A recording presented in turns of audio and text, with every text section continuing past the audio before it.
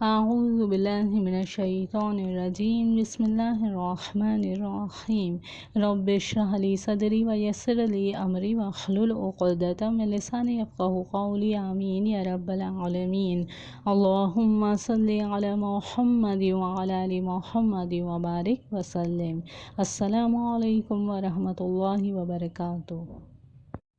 جیسا کہ ہم سورۃ النساء کا آیت بآیت ترجمہ و تفسیر کا مطالعہ کر رہے ہیں، تو انشاءاللہ تعالی آج ہم سورۃ النساء کی آیات مبارکہ نمبر 20 اور 21 کے ترجمہ و تفسیر کو سمجھیں گے۔ تو سب سے پہلے ان آیات مبارکہ کے ترجمے کو سمجھتے ہیں اور چلتے ہیں اپنے فرسٹ پیج کی طرف۔ اعوذ باللہ من الشیطان الرجیم بسم اللہ الرحمن الرحیم وَإِنْ أَرَدْتُمُ اسْتِبْدَالَ زَوْجٍ مَّكَانَ زَوْجٍ، اور اگر تمہارا ارادہ ایک بیوی کی جگہ دوسری بیوی لے آنے کا ہو، مراد ہے کہ اگر تم نے فیصلہ کر ہی لیا ہو کہ ایک بیوی کی جگہ دوسری بیوی لانی ہے، وَآتَيْتُمْ إِحْدَاهُنَّ قِنْطَارًا، اور ان میں سے کسی ایک کو تم نے ڈھیروں مال دیا ہو، فَلَا تَأْخُذُوا مِنْهُ شَيْئًا، تو اس میں سے کوئی بھی شے واپس نہ لو۔ مراد ہے کہ عورتوں کو تم نے جو مہر دیا تھا وہ ان کا ہے، اب اس میں سے کچھ واپس نہیں لے سکتے۔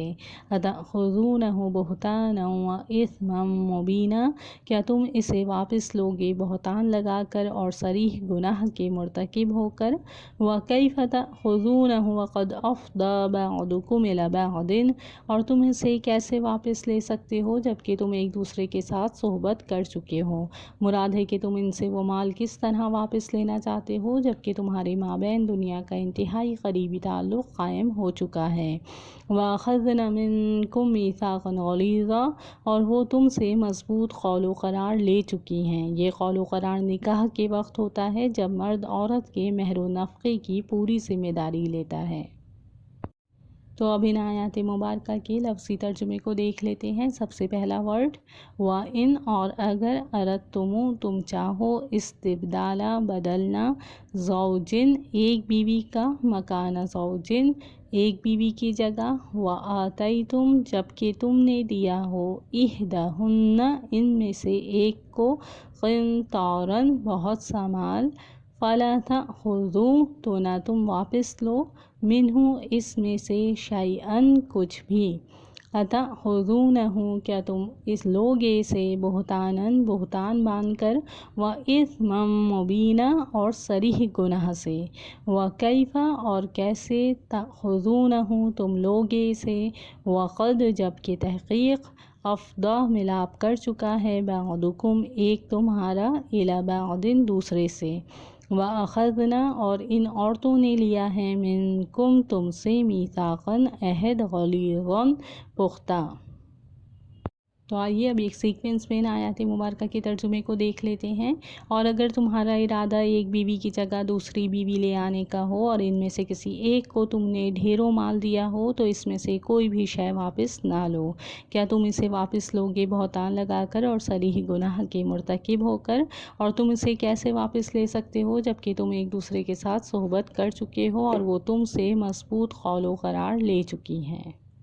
تو اب ان آیات مبارکہ کے تفسیر کو سمجھ لیتے ہیں۔ سب سے پہلے ان آیات مبارکہ میں ارشاد ہوا وَإِنْ أَرَدْتُمُ اسْتِبْدَالَ زَوْجٍ مَّكَانَ زَوْجٍ وَآتَيْتُمْ إِحْدَاهُنَّ قِنْطَارًا فَلَا تَأْخُذُوا مِنْهُ شَيْئًا،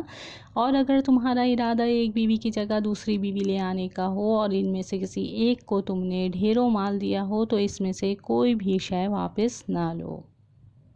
تو اس کی تفصیل کچھ یوں ہے کہ جب عورت کی طرف سے کوئی سرکشی یا بے حیائی کا کام سرزد نہ ہو مگر شوہر محض اپنی طبعی خواہش اور خوشی کے لیے موجودہ بیوی کو چھوڑ کر دوسری شادی کرنا چاہتا ہے، تو اس صورت میں اگر وہ ڈھیروں مال بھی اس کو دے چکا ہے، اس کے لیے یہ جائز نہیں ہے کہ اس سے دیے ہوئے مال کا کوئی حصہ طلاق کے معاوضے میں واپس لے لے یا واجب الادا مہر کو معاف کرائے، کیونکہ عورت کا کوئی قصور نہیں اور جس سبب سے مہر واجب ہوتا ہے وہ سبب بھی پورا ہو چکا ہے، یعنی عقد نکاح بھی ہو گیا اور دونوں آپس میں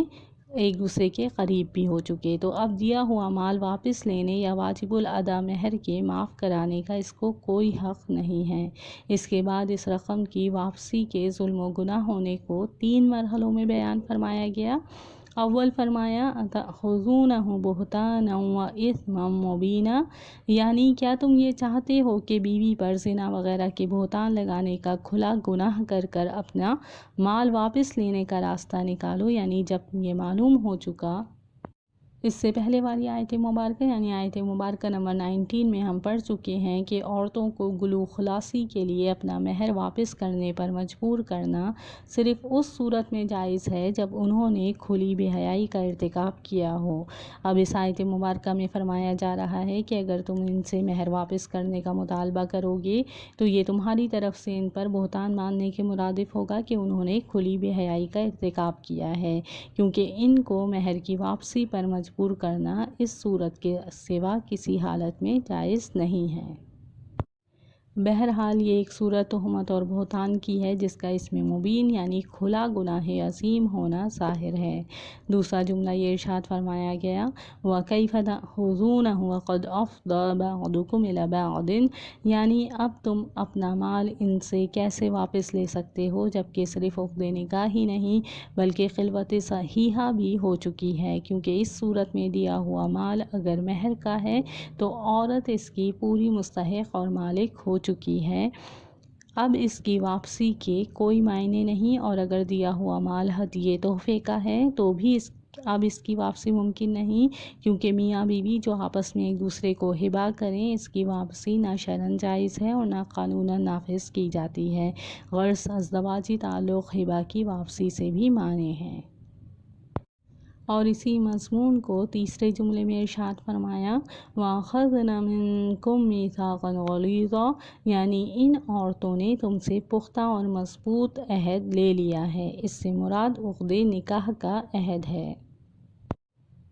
جو اللہ تعالیٰ کے نام اور خطبے کے ساتھ مجمع کے سامنے کیا جاتا ہے۔ خلاصہ یہ ہے کہ اس ازدواجی عہد و میثاق اور باہم بے حجابانہ ملنے کے بعد دیا ہوا مال واپس کرنے کے لیے عورت کو مجبور کرنا کھلا ہوا ظلم ہے، مسلمانوں کو اس سے اجتناب لازم ہے۔ تو اس طرح ان آیت مبارکہ کا ترجمہ و تفسیر مکمل ہوا۔ اللہ تعالیٰ سے دعا ہے کہ اللہ تعالیٰ ہمیں اپنا ذکر کرنے، اپنا شکر ادا کرنے اور اپنی اچھی عبادت کرنے کی توفیق عطا فرمائے، آمین یا رب العالمین۔ اللہم صلی علی محمد وعلی آل محمد وبارک وسلم۔ السلام علیکم ورحمۃ اللہ وبرکاتہ۔